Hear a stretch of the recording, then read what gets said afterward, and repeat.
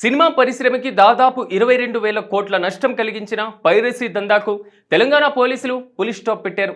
ఎట్టకేలకు పట్టుకోవడం అసాధ్యం అనుకున్నటువంటి ఐబొమ్మ నిర్వాహకుడు ఇమ్మడి రవిని అరెస్టు చేశారు.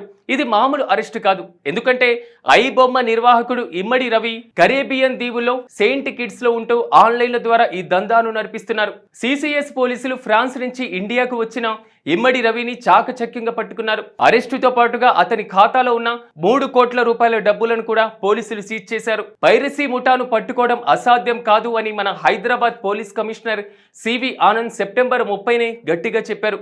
ఆ రోజే పైరసీ ముఠాను పట్టుకున్న తర్వాత త్వరలోనే ఐబొమ్మ నిర్వాహకులను కూడా అరెస్టు చేస్తామని ఛాలెంజ్ కూడా చేశారు. పైరసీ ముఠాను పట్టుకోవడానికి పోలీసులు దాదాపు 2 కోట్లను ఖర్చు చేసి అత్యాధునికమైనటువంటి పరికరాలను ఉపయోగించారంటే ఈ కేసును వాళ్ళు ఎంత సీరియస్ గా తీసుకున్నారో అర్థం చేసుకోవచ్చు. నిజంగా ఇది సినిమా పరిశ్రమకి ఒక బిగ్ రిలీఫ్ గా చెప్పుకోవాలి.